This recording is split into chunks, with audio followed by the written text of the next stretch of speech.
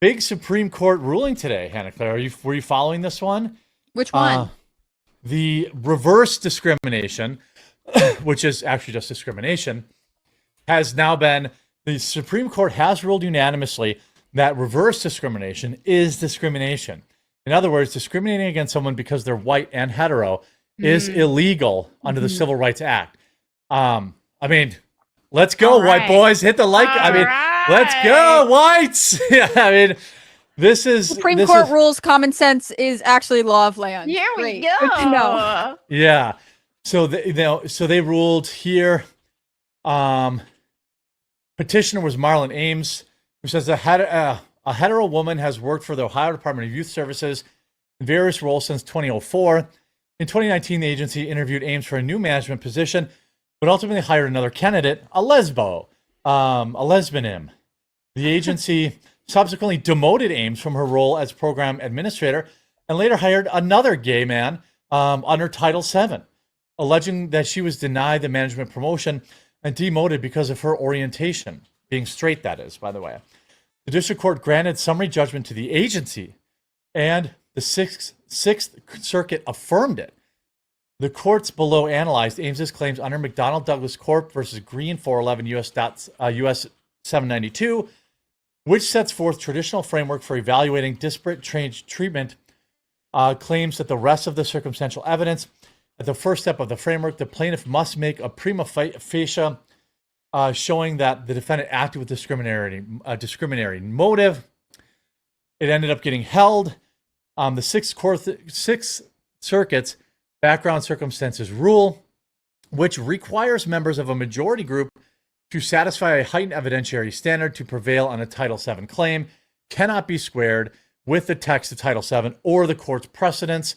Title VII's disparate treatment provision bars employers from intentionally discriminating against their employees on basis of race. The way that employers had been interpreting this is that they were like saying, well, we're not discriminating against white straights. We're just uplifting other people. We saw this a lot with like in the gaming industry. Oh, yeah. Where they were like, POC LGBTQs encouraged to apply. Yep. All that really meant was white straights don't even bother. You're not getting the job. And I'm hoping that this opens a door to some massive lawsuits. Yeah. Famously, what's his name? Ty Fisher. He's a comedian. He was also in that movie with Gina Carano that Daily Wire did. Nice guy, although there were some weird claims about him being like pushy on some woman at Fox. I don't know. But like, it's just a claim. But like, we're kind of, I've met him. He's very nice. It seems unlikely that he would be doing anything like that. But yeah, I mean, what do you think of this? I think this is pretty good. I mean, I'm surprised it had to be said.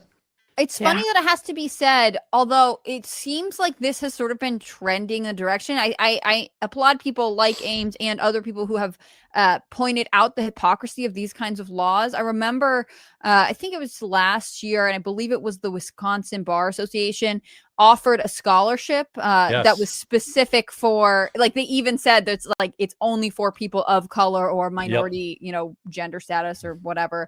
And a private person can do that. Pardon? A private person can do that. The government can't do that, probably. And it was interesting with that case because to practice law in that state, you have to be a member of the bar, which means you have to pay dues for it. And not everyone agrees with that policy. They believe it's discriminatory. And so ultimately the scholarship rules had to be revised, was the ruling from judges in the state. So it does feel like stupid on some level that we have to say, you guys said no discrimination. So now you have to like live by your own word. You don't get to caveat it to be like, well, we meant you could discriminate against white straight people. They don't count as human. On the other hand, if this is going to be like the first step towards implementing common sense, then good. I'm glad we have gotten there. It's one of the best parts of June. This is when we get a huge wave of Supreme Court cases. So there's a ton of stuff that comes out. And I was really glad that the court picked up this case, because there are a lot of times that you get these issues that feel like they should be common sense, but the merit of the argument or the circumstances or for whatever reason, the justices decline it. And it leaves people who are in positions where they are, in this case, being discriminated against, kind of waiting for help. So it's nice to have this be in action now. Yeah, I think just great to see. Yeah, it's great to see a return to normalcy or steps in that direction. We have seen the negative repercussions of DEI hires. We've seen this. Look what's going on in the gaming industry right now. There are tons and tons and tons of layoffs that are happening. It's because these companies are being mismanaged because they hired people based off of DEI reasons instead of who was actually capable of doing the job well. And so, yeah, it turns out that they've not been able to generate profitable products, and they are getting laid off en masse right now. As a result, they just laid off at Jagex, RuneScape.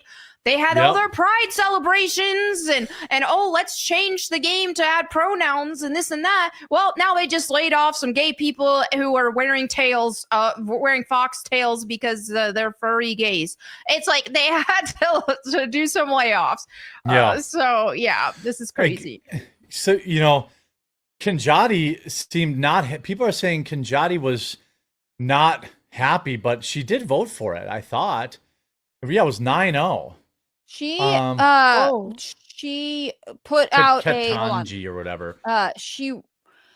You can issue different opinions, or you can write you can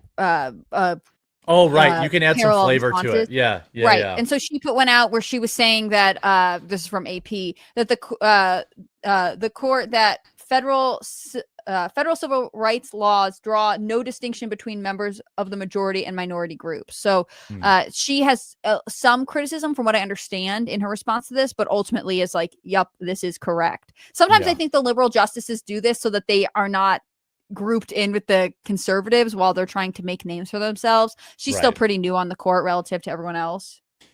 Yeah, famously, even the conservatives do this, where they're like, when they don't want to appear to be siding with the libs, but they're like, but this is the law. Yeah, Clarence Thomas had a different. He had his own opinion released as part of this too. They're always kind of trying to carve themselves out. Yeah, we see this in will this lead to any functional widespread change? No, but probably not. But at least it will kind of affirm that you better not screw around, because there's a Supreme Court ruling against this. I think it could lead to some change in the sense that people now know they have the recourses to protest when they are passed over for promotions because they aren't gay or of a minority race. Proving it will be tough, but it's so hard to if you're a person who raises a fuss about this, you face backlash at work, right? Like, everyone's gonna be like, they're so bigoted. But actually, as we have determined, this is something that can happen. It's not just in the white people's heads. It might just empower people to have different conversations with HR or their employers, or it might deter people from only prioritizing someone's sexual orientation during these, hiring or promotion processes.